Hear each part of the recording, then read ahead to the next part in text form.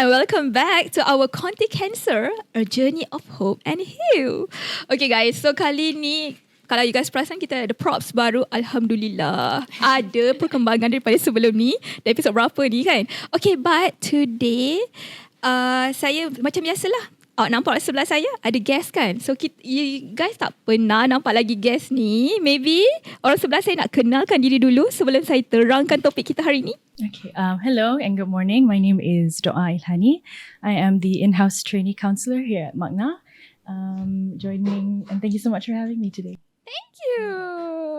Alright, so I dah ada keynotes. Allow me to read sekejap Okay, basically it's all about to mental health today. Hari ni kita nak cakap pasal mental health. Sebab perasan tak, dari tajuk yang pertama hingga sekarang kita cakap pasal gap. A bridging of gap. So lots of gaps yang kita dah cover juga sebelum ni. Kita dah cover pasal NGO punya industri, pasal patient punya gap, dapatkan bantuan. So kali ni antara yang orang tak perasan adalah pasal mental health. Apa tu mental health? Gen Z especially this now, they're expressing themselves, and dia orang punya mental awareness tu lebih tinggi. Tapi apa itu actually mental health? So that's why tajuk kita kali ni pasal mental health. So tanpa buang masa, kita invite guest kita. Dia ni bukan calang-calang orang dia.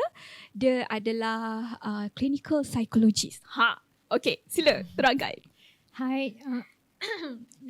Hi everyone, saya Anisah Johan. So saya clinical psychologist, masih lagi a blooming clinical psychologist. Baru lagi, I am only like 3 years into the field. Setahun, I spent like 2 years training. So my experience with cancer patient is actually more dengan caretakers.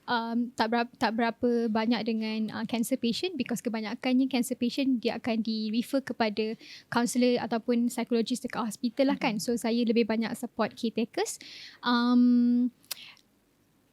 So I think to introduce myself, saya punya clinical practice is from UKM. Sekarang ni saya actively, selain daripada working with caretakers for cancer, I also look for other cases juga dekat luar sana macam depression, anxiety. Benda ni pun semua selain daripada cancer patient and also caretakers pun benda yang biasa yang kita selalu dengar sekarang. I think just a little bit background, I guess like today podcast has a little bit special place for me sebab my mom is also a cancer survivor, I would say. My mom has breast cancer, was diagnosed in 2020, and I was the caretaker during that period, that journey lah. So that's why like today podcast is like something special for me. Sangat dekat di hati. Sangat dekat di hati. Macam tu. Okay, good. Okay, mental health ni sebenarnya multi-emotion kan? Betul tak? Bukan? Kalau kita cakap pasal mental health, dia ada banyak aspek. Sebab kita talk pasal well-being kan. So kita akan cakap pasal thought process, kita cakap pasal pemikiran, kita akan cakap pasal emosi juga. And kita pun ada ambil kira sekali macam like physiological seseorang tu lah. Macam dia punya kesihatan tubuh badan pun memainkan peranan penting juga dalam mental health punya aspek lah. I see. So apa sebenarnya role psikologis ni? So kalau kita cakap pasal role psikologis, sebenarnya role psikologis dalam aspek onkologi dengan aspek dekat luar onkologi lebih kurang sama je. Sebab kita sebagai clinical psychologist, kita ada buat diagnosis, kita ada buat intervention, kita ada buat support. Sometimes we also do support group as well.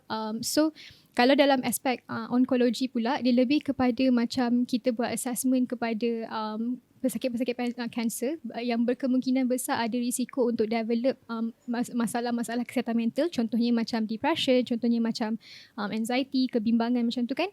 And then we also provide like intervention for them. Kiranya macam support lah. Kalau katakan kadang-kadang bila someone ada cancer, sometimes dia belum lagi sampai tahap depression ataupun tahap kebimbangan lagi, belum sampai clinical level lagi. So kita lebih kepada macam preventative. Maksudnya contohnya bila kalau dekat hospital especially, bila ada cancer patient yang akan melalui proses untuk rawatan kan, macam contohnya kemoterapi, and then akan ada pembedahan, selalunya doktor akan refer kepada clinical psychologist untuk bantu patient ni, untuk bantu pesakit ni untuk walk through Macam mana proses tu. So kiranya macam kita membantu dia untuk persiapan mental, untuk pastikan macam dia tahulah apa orang kata benda yang diorang nak expect out of that, macam risiko, macam proses prosedur. Kalau katakan, sebab bila kita nak melalui satu proses yang besar, especially bila ada pembedahan, kan akan ada rasa kebimbangan kan, and kadang-kadang rasa tu susah untuk kita nak kontrol sendiri. So dengan clinical psychologist punya bantuan ni, kita akan bantu macam mana cara untuk dia manage benda tu lah. Tapi ni memang standard SOP ataupun doktor actually dia akan tengok certain case je, atau memang standard SOP setiap patient akan melaluinya? Kadang-kadang dia depends kepada tempat juga, depends kepada pesakit juga. Kadang-kadang ada pesakit yang request, kadang-kadang doktor rasa macam mungkin saya rasa lebih baik. Kadang-kadang doktor suggest, and kadang-kadang it's up kepada pesakit juga. Sebab bila kita cakap pasal kesihatan mental ni kan, dia macam tabu sikit kan. So macam bila kita refer, nanti orang macam saya tak gila, saya tak nak lah pergi kan, saya okey je, saya tak ada apa-apa macam tu. So dia pun bila kita cakap pasal proses yang ni, kadang-kadang this process pun missing in between of the treatment tu. So maksudnya bila kita cakap pasal cancer, sebabkan dia lebih kepada medical, lebih kepada macam tubuh badan kesihatan kita kan, orang akan rasa macam tak perlulah kita pergi jumpa dengan clinical psychologist, saya cuma perlukan rawatan perubatan je, saya cuma perlu buat kemoterapi, nanti saya akan okey. Tapi in process of that, dia akan ada banyak naik turun. So dekat situlah missing pieces. Yes, that's the gap. Yeah, that's the gap. So how do you, when you're dealing with patients that are, I guess you could say, are prioritizing their own physical health, kan yelah, sebab macam tak ada masa kan nak fikir pasal like your mental state. How do you gauge your patients? How do you make them also see like, your stress could also affect your treatment, how you adhere to it? How do you? Yeah. I think to gauge directly dengan patient sometimes macam susah sikit, sebab kadang-kadang patient ni dia overwhelmed bila dia dapat tahu yang dia didiagnose dengan cancer. Dia akan rasa macam dah gelap dah. Dah gelap dah dunia. Dah tak tahu dah nak buat apa. Especially kalau cancer tu dah stage 3, stage 4. So dia dah rasa macam for what? Kenapa lagi kita nak buat apa-apa kan? Sebab dah di end dah pun. Macam tu. Macam kadang-kadang orang kata dah stage 4 ni tak ada harapan dah. So kadang-kadang kita akan bincang dengan caretaker. Kita akan macam tanyalah dengan caretaker sama ada macam mana patient dekat rumah, patient okey ke tak. And sometimes kita akan gauge patient ni melalui caretakers untuk dia bawa jumpa dengan kita lah. Tapi it's still a little bit challenging. Tapi ada certain, dia bergantung juga dengan individu. Kalau individu tu jenis yang memang dah biasa, dia memang jenis yang optimis, memang ada support system daripada family, it usually a little bit more easier. So that bila dia datang, kita akan buat more of like macam meaning making, like processing all of these things lah with the patient itself. Melihat kepada ni, so memang penting lah sebenarnya peranan caretaker tu kan. Sangat penting. Tak macam mana kalau patient tu dia jenis yang tak ada caretaker, yang hidup seorang. Kalau that and that is when it is actually a little bit hard. Macam based on my experience, when I do like macam work secara berkumpulan dengan cancer patient, bila kita sembang one to one dengan cancer patient ni, dia bagi tahu yang dia tak ada siapa-siapa lah. Dia kiranya macam dia ada family tahu dia sakit, tapi dia rasa macam dia a burden to family. So dia bila mana dia rasa macam down ke apa ke, dia rasa macam I shouldn't tell this to anyone. Saya tak patut cakap. Tapi sebabkan dia ada alternatif sendiri untuk like datang ke macam program-program, dia cari sendiri workshop. So dia jumpa kawan, and then daripada situ diorang build up relationship together. So antara kawan-kawan cancer ni lah, dia dapat that support tu lah. So social support daripada kawan-kawan ni. So kawan cakap dengan dia, don't give up, let's still do this. And then kawan tolong bagi tahu dengan dia ada bantuan ni. So dia pergi, dia cuba. So dia slowly dapat build up balik rasa motivasi tu lah. Okay, basically kan sebenarnya kita dah go deeper, tapi kita you turn balik sekejap, sebenarnya apa itu mental health? Macam ni kita nak tahu, okay, macam kesihatan badan, kita tahu level sihatnya badan kita. Kita pergi medical check up annual, so kita check kita punya blood test, whatever. Tapi kalau mental health tu, apa itu mental health? Macam ni kita nak tahu sebenarnya kita berada dalam mental health yang sihat. So kalau kita cakap pasal mental health, macam saya bagi tahu tadi kan, ada emosi, ada pemikiran, termasuk juga dengan physiological kan. So selalunya bila kita cakap pasal kesihatan mental, kita akan tengok 3 aspek yang penting lah. Pertama sekali, macam mana corak pemakanan. Yang kedua, tidur okey ke tak. Yang ketiga, macam mana kefungsian harian.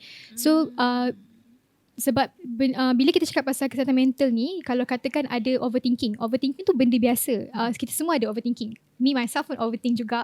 Kadang-kadang perlu. Ya, sebab overthink tu adalah you punya level of macam kalau you tak overthink, you tak prepare yourself untuk kemungkinan yang akan datang kan. So bila kita overthink, that's okay. Tapi yang jadi tak okay bila mana overthinking yang kita ada tu dia mengganggu kefungsian harian kita. So contohnya, you overthink to the point yang you tak boleh keluar kerja. You overthink to the point yang you takut nak buat ni, takut nak buat tu. So itu dah mengganggu kefungsian harian. So that's when we know, oh, this is something wrong with my mental health. And mental health ni juga, bila kita cakap pasal dia secara layman, kita boleh cakap bila you ada problem, you have a difficulty to navigate around it. So mungkin dekat situ kita ada macam like need extra help on that part.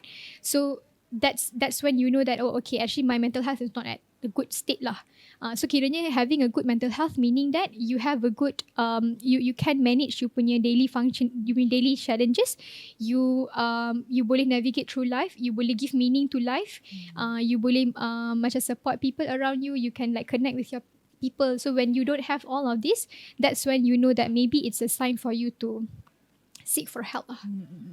So it's a very holistic approach. Kan? Yeah, so it's very holistic. Also goes back to the point just now about caregiving and caretakers. Kan? So when a patient is diagnosed, usually the focus is on the patient, kan? Giving a good treatment, good prognosis, yes. Tapi the caregivers are usually left to fend for themselves. How do you advocate for yourself as a caregiver, macam bangkitkan diri sendiri to support oneself and support your so loved if one. it's personally to me as a caretaker,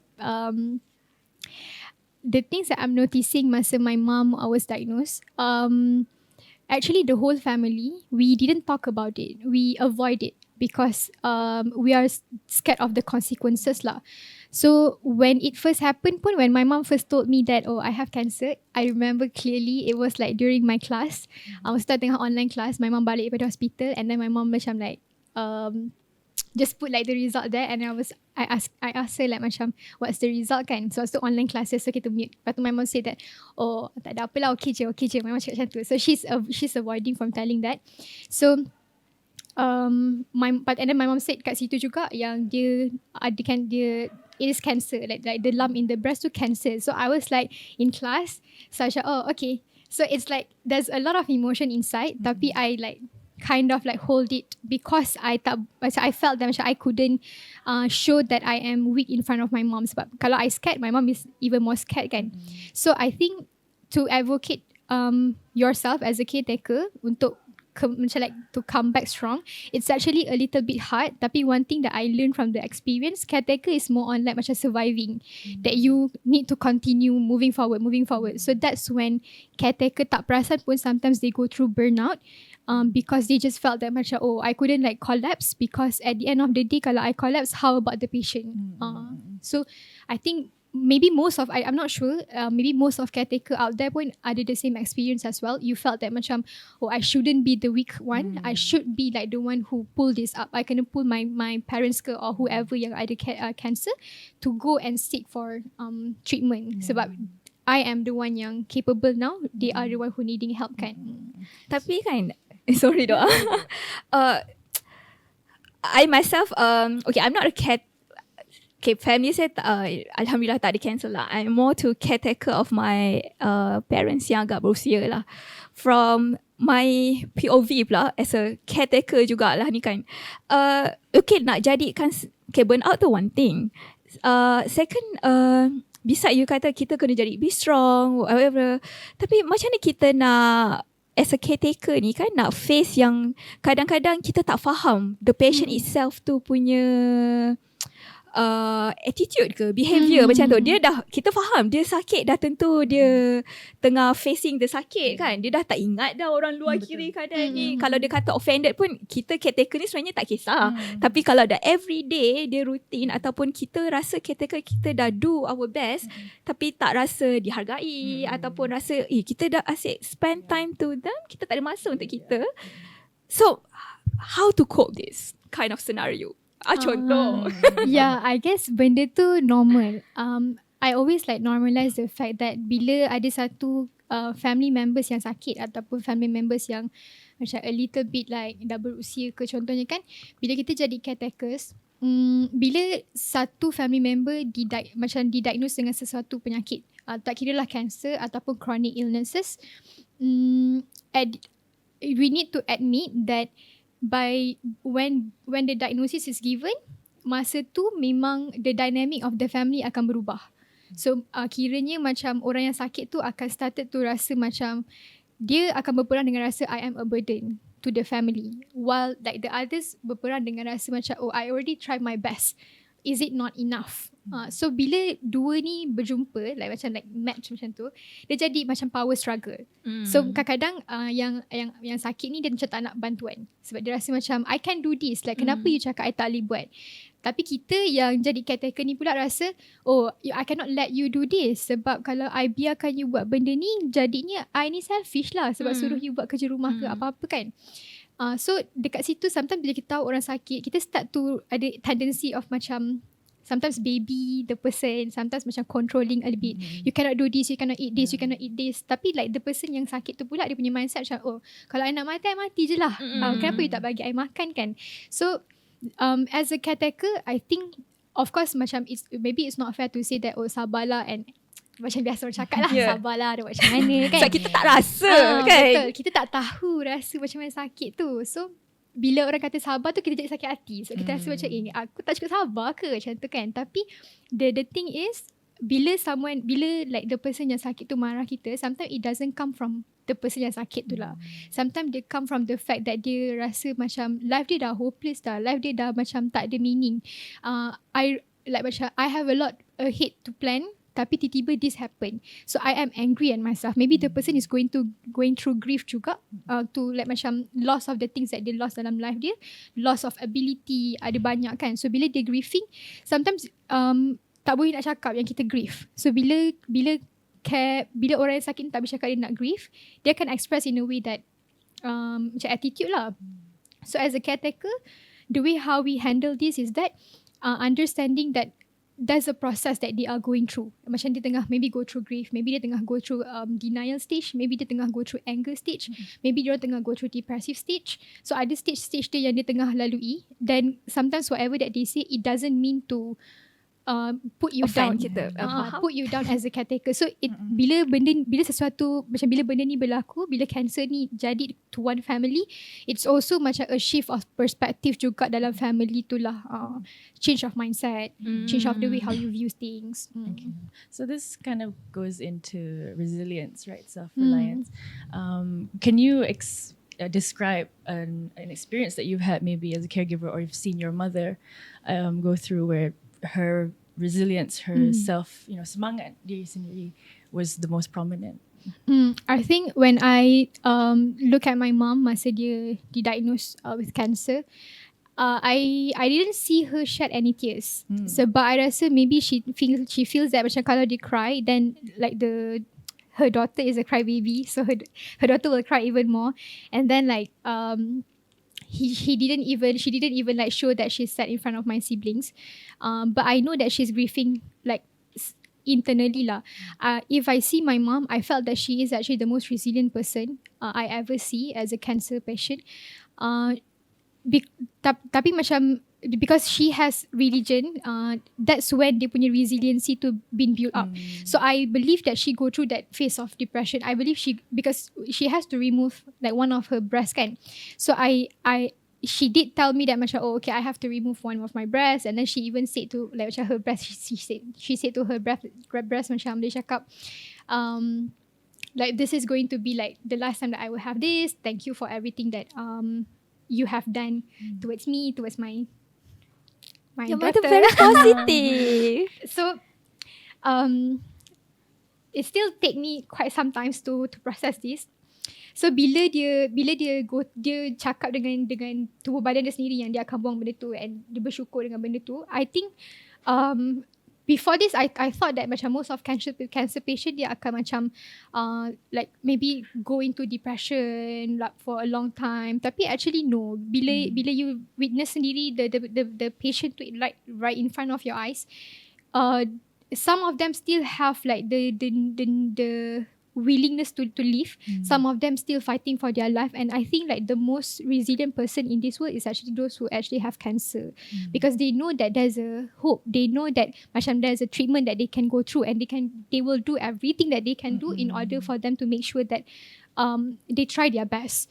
So despite of like the spiral of like depressed situation, being worried of anything, they still have a really high hopes that there can be something that we can work on. And that's also the things yang I kept on seeing on like cancer patient.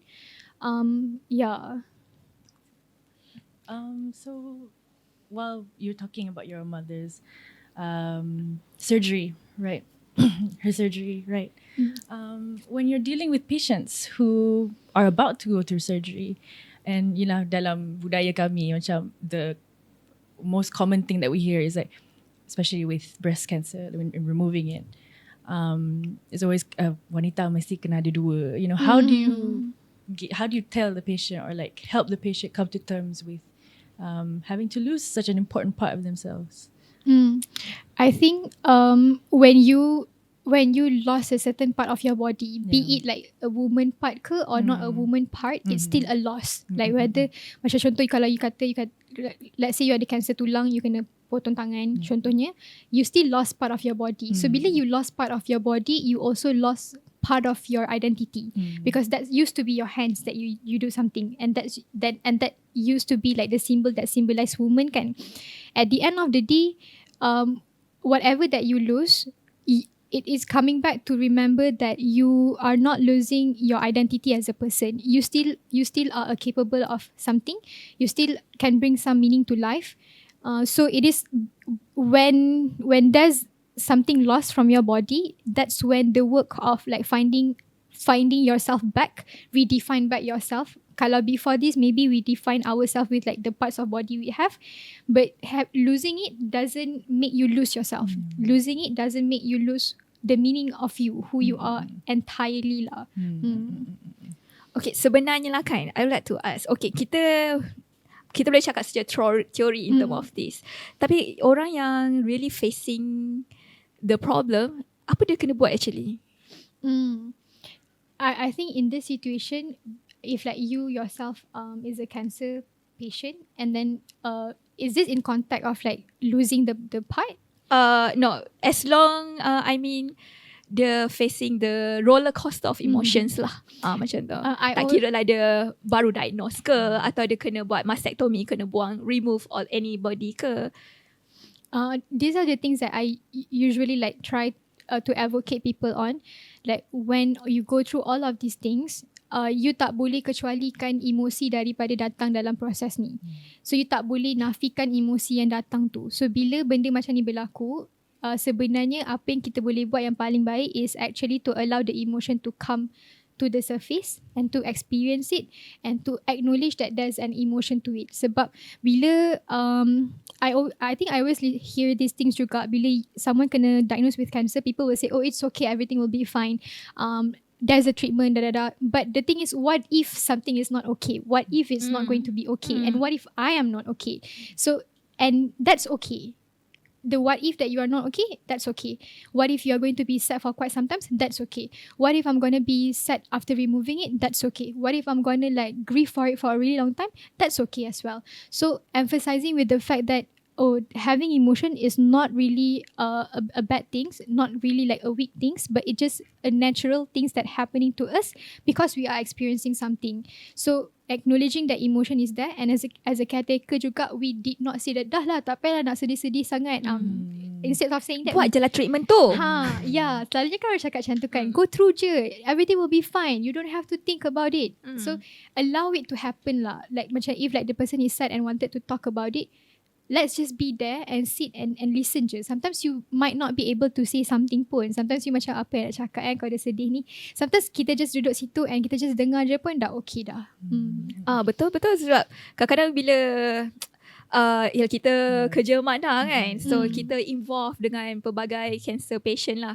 And one thing, salah satu servis MAKNA kita ada MAKNA Cancer Support Group, where all the cancer patient or caretaker dorang together sekali buat dorang suka berjumpa ni kan, orang ramai untuk support themselves lah. So I love to join that as well. So kadang-kadang one of the patient tu macam yelah dia nak story kan, kita ni macam okay, apa kita nak buat? Kita nak cakap apa ni lah, motivate dia ni supaya dia keep positive semua kan. So be there, just be there. Your presence there is actually enough lah at that point. You tak perlu say something right pun, because sometimes there's nothing right to say pun at that period of time. So you just like sit there, macam ya ke, it must be hard for you, or I can't imagine how it feel, and that's enough. Okay, macam this one go back to you kan clinical psychologist kan. I actually tanya-tanya tau. Okay, I totally zero. I mean, okay. Doa is clinical psychologist as well. No. You are? I'm just a trainee counsellor. Training counsellor. But I have a background psychology. Okay, so macam saya totally zero in term of this. So apa beza ni clinical psychologist dengan cikgu sekolahnya counsellor? Kalau cikgu sekolah punya counsellor, kalau actually like when we talk about clinical side dengan counsellor pun there's a different already. Sebab kalau counsellor dia lebih kepada I would always do an analogy of like counsellor is like the front door. Like people come to counsellor, talk about things and all, and when counsellor detect like macam ada certain symptoms yang maybe out of dia punya bidang, maksudnya mungkin like macam I think that there's a symptoms of depression that might need a further clinical intervention. That's where it come to clinical psychologist lah. So kalau counsellor kat sekolah, dia lebih kepada macam dealing with like children punya behaviour, children punya issue kat sekolah. So kalau clinical side pula, bila contohnya children kat sekolah tu ada a certain behaviour problem up to the point yang contoh kalau kita kata macam dia terlalu hyper macam tu and tak boleh belajar kat sekolah, so mungkin kena diagnose ataupun kita nak check sama ada ADHD ke tak. That's when it will be referred to us, and then we will be doing more of assessment, and then after assessment tu kalau perlukan intervention kita akan buat intervention lah. So you guys are more deeper ni lah. Okay, so okay, kepada yang macam, okay, thank you for that. Kat luar sana kan, is there any help ataupun macam mana kalau orang-orang yang okay, dia rasa dia kena jumpa psych. So, I mean, how the procedure? Is there any, memang ada government agency? Is there any private agency? Yang mana actually lebih sesuai ke? Macam mana? First step kena buat apa? In this situation, I might be wrong in a certain things, but these are some of the steps that I know. The first things, kalau you rasa macam there's something wrong with you, we encourage you to actually go to KK and minta untuk buat ujian saringan kesihatan. DAS. Minta dekat KK that you nak buat ujian kesihatan mental. Lepas tu daripada KK nanti dia akan tengok you punya score tu, and kalau selalunya dekat KK sekarang ni dia dah ada macam doktor yang boleh tengok patient dekat KK itself. Ada certain KK lah yang ada benda tu, and sebab dia dah sekarang dah ada dekat KK pun dah ada ubat untuk depression, anxiety and all. Tapi kalau contohnya macam case tu a little bit more severe, dia mungkin akan bagi you surat referral untuk pergi ke hospital. So you akan pergi ke hospital government lah. So itu kalau proses untuk government hospital. So the cons of it, dia macam take a little bit more time sebab you nak kena wait for turn kan. So another pathway, another route that you boleh pergi adalah you boleh je walk into, kalau you rasa macam there's something wrong with me, I need to talk to someone, you boleh je jumpa dengan counsellor dulu. You boleh book session dekat private session with counsellor first to talk about it and all, and see whether there's a need macam whether what you are going through tu adalah macam concern yang within normal punya boundaries, ataupun there's something more to be flagged off lah. Ataupun you boleh juga sekarang ni, sebab there's a lot of private services out there, so you can also reach out directly to clinical psychologist to talk about it if let's say you have any concern. So you can also do macam assessment dekat private space jugalah. So an additional, call lah MAKNA. Yeah. Call MAKNA hotline. Kita pun ada kita punya expertise juga. So if you guys have any queries, boleh je, kita punya expertise akan entertain you. Tapi jap, come back, I nak back to that's SOP how to go kan. Tapi macam mana orang kita nak elak stigma atau tebu. Okay, you nak cuba counselling, kenapa kan? Faham tak? That tebu still there walaupun kita kat sini dah ada awareness. I masa kita punya generasi ni, Alhamdulillah daripada generasi dulu kita dah ada awareness, kita acknowledge, kita ada mental health. I mean kita kena jaga mental health ni. Tapi macam mana nak elak juga tebu tu? Kenapa you besar? You tak betul ke? You tak waras ke? Part mana you tak betul ni? Macam tu kan? Yeah, so I think it come also to people around, sebab sometimes the person dah okay dah nak pergi, tapi yang sekeliling ni bila you tahu someone nak pergi seek for help, maybe instead of saying that kenapa nak pergi, like you tak okay ke, you macam ada something wrong ke, so we can also say to them like macam, oh okay, that's a good step, do you want me to teman you ke, or do you need anything from me ke. So I think the message is that bila you pergi jumpa dengan mental health professional, it's not that you are crazy, and it's not that you are going through something like, oh, you're going to go down like that. No. Habislah kena masuk hospital. Yeah, it's not that. Tapi you need to understand that in order for you to be strong, in order for you to be able to know that you are not okay, and in order for you to be like a person yang macam aware of yourself, is also coming from the first awareness that you actually need help. So doesn't mean that you need help, you are a weak person. Doesn't mean that you need help, you like crazy. Doesn't mean that you need help, that you can't be better later on. So you know that you need help, and that's where the first step to resilient go. Sebab kalau you tak tahu you need help and you keep going, that's not resilient, that's not strong, that's just like keeping through, surviving and not living. Ajak, macam mana yang kalau dia buat diagnose sendiri? Sekarang kan kita dah ada itu, selain Google kita dah ada AI, so dia tulislah all the symptom-symptom, so dia pun pop result yang mendiagnosekan diri sendiri. Apa pesanan you untuk orang macam ni? So I think if we talk about self-diagnosis, ada banyak. Sebab sekarang ni kan bila you tengok dekat social media, you cari je ADHD symptom. So ramai sangat orang buat like macam video test tu kan. Depression symptoms, ramai je orang buat ini kan. So contohnya macam kalau kita come back to context macam cancer patient, contohnya you rasa macam, oh I rasa contoh my mom ada depression lah contohnya kan, tapi you cannot like diagnose your mom immediately sebab we need to understand yang contohnya kalau kesedihan tu berasas, contohnya macam dia ada didiagnose dengan cancer, it's fair untuk the person to feel sad. So dia akan, kan I cakap dia akan go to grief process kan. So kesedihan tu dia akan ada level dia, level mana yang dia mengalami kesedihan. So selagi mana kesedihan tu berasas, kita welcome that emotion and we don't say that, oh you have like depression. Tapi bila kita nak diagnose as ada masalah mental, maksudnya dia kena ada beberapa kriteria yang dia kena penuhi lah. Pertama, symptoms of course. Yang kedua, intensity of it, sama ada yang your mom tu menangis setiap hari for 2 weeks ke, ataupun macam hari ni nangis, esok lusa dia okay, lepas tu dia lama dia okay, lepas tu dia dah tak okay balik. Kalau macam tu, it's a normal phase and cycle lah. Tapi kalau you tengok that person dah nangis every single day for 2 weeks, then you know that is something to be macam flag off.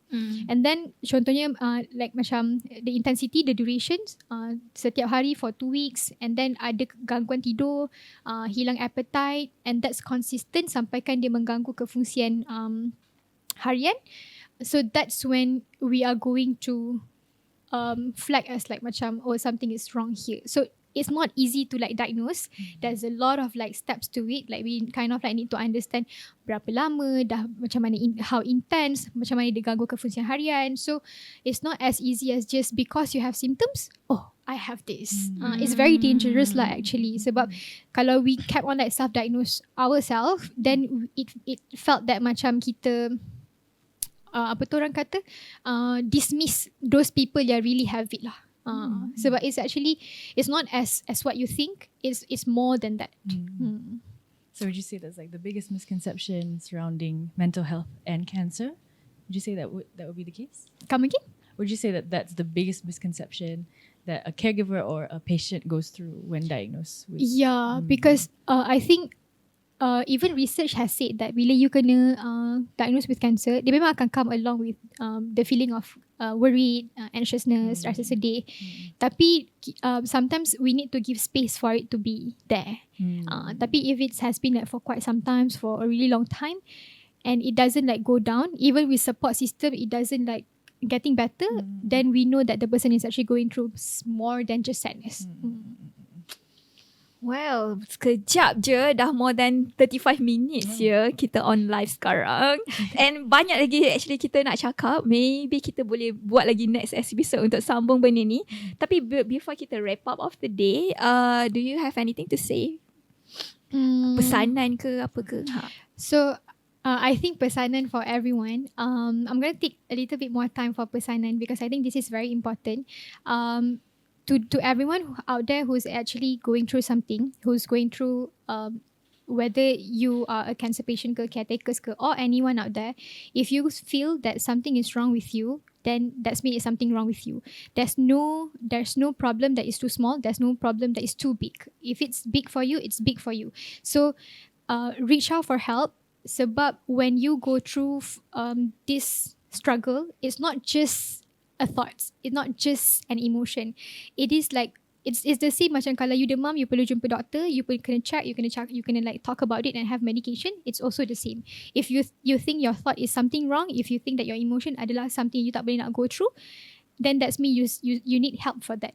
So if you keep it to yourself for a really long time, walaupun you rasa you okay, walaupun you rasa macam you boleh macam keep on going, tapi it costs you your own health sebenarnya. Sebab bila you stress, bila you go through these things and you cannot like you keep on suppressing it, then that's mean your body is working it even more harder.